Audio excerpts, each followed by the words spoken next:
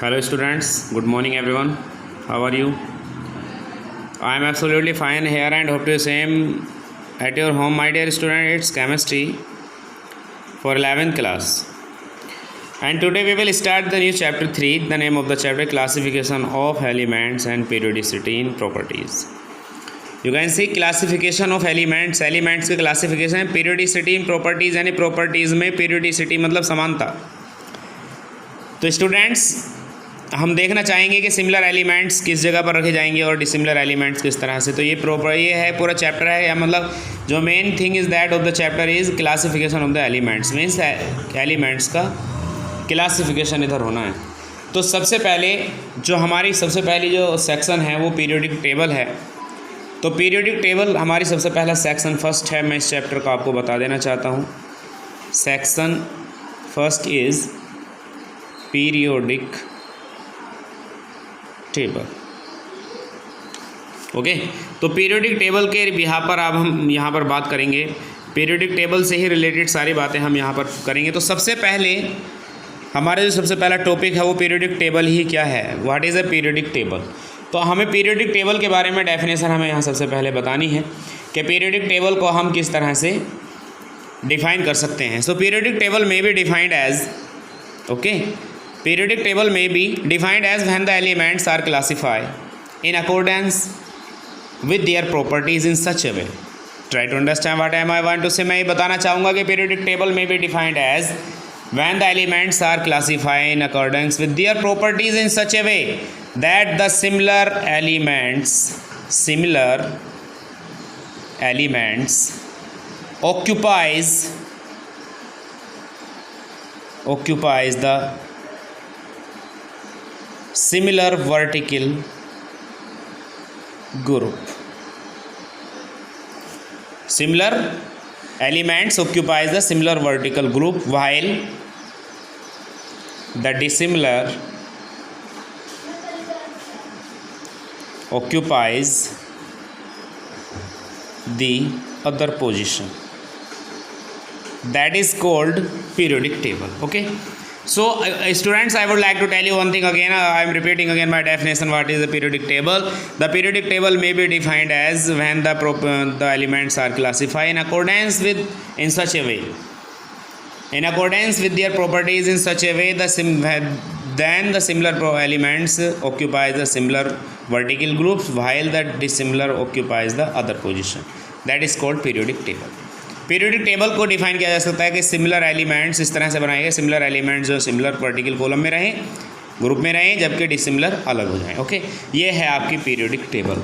तो periodic table उम्मीद करता हूँ अभी हम जो बातें करेंगे पीरियोडिक टेबल ये केवल हमारा टॉपिक है, हमारा सेक्शन है पीरियोडिक टेबल.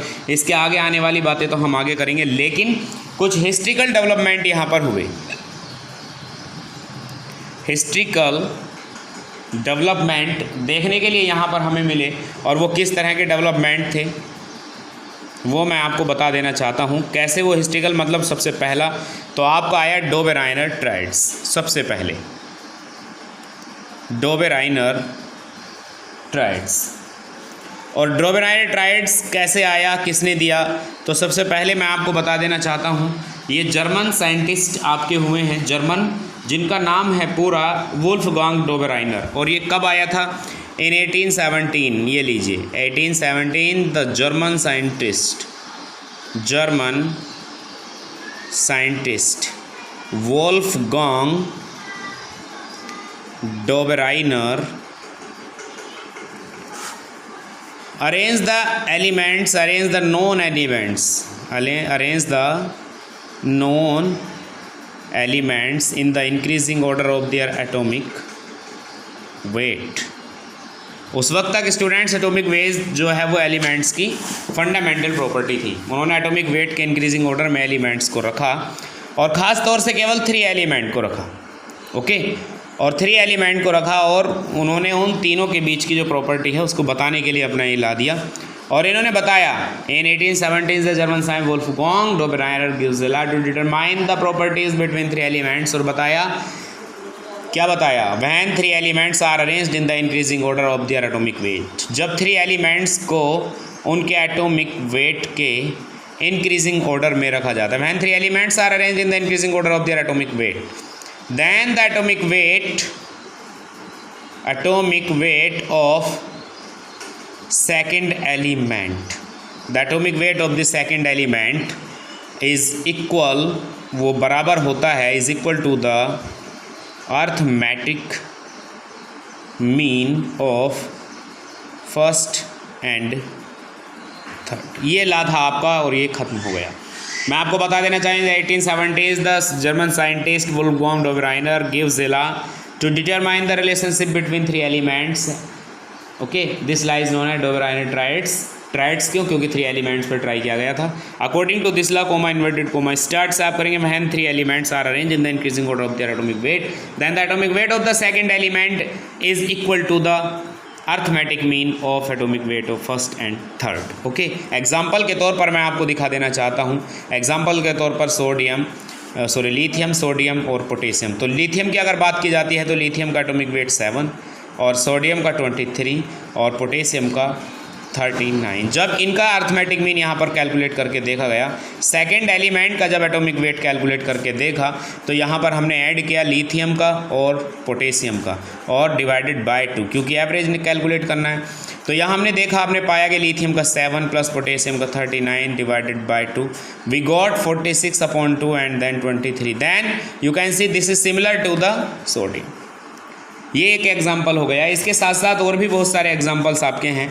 लाइक दैट आप देख सकते हैं क्लोरीन के बारे में, क्लोरीन, ब्रोमीन और आयोडीन की बात आप कर सकते हैं। तो क्लोरीन का एटॉमिक वेट होता है 35.5, जबकि ब्रोमीन का होता है 80 और आयोडीन का होता है 127। अगर हम देखते हैं ब्रोमीन का कैलकुलेट करके, तो यहाँ पर हम कैलकुलेट कर लेंगे एटॉमिक वेट ऑफ ब्रोमीन। तो उसके लिए आपको क्या करना पड़ेगा, atomic weight of chlorine, atomic weight of iodine divided by 2। Chlorine का 35.5, आयोडीन का 127 and divided by 2, 0.575 12 1 2 3 5 1 6 and 162.5/2। Then you will got definitely कितना आप पाएंगे इसका जब आप डिवाइड करें, 2 8 60, 2 1 2 2 and that is 2.25. This is 81.25. That is nearly equal to bromine 80. बिल्कुल लगभग बराबर है। तो atomic weight of the second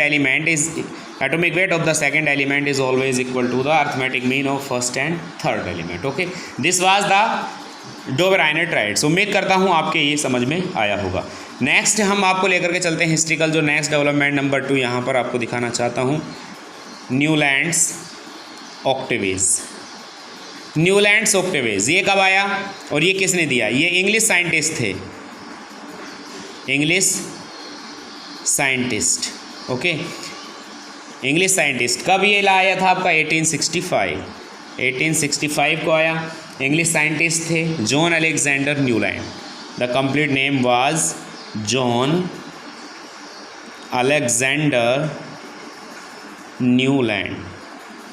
Okay, English scientist in 1865 an English scientist John Alexander Newland gives a law to determine the relationship between the elements के बीच में जो है relation को पता लगाने के लिए इन्होंने अपना एक लॉ दिया। और इस लॉ के अकॉर्डिंग मैं आपको बता दूं, इन्होंने क्या बताया according to this law, comma inverted comma start, when 8 elements are arrange in the increasing order of their atomic weight. इन्होंने बताया when 8 elements are arrange in the increasing order of their atomic weight, then the first element is so similarity with the 8 element.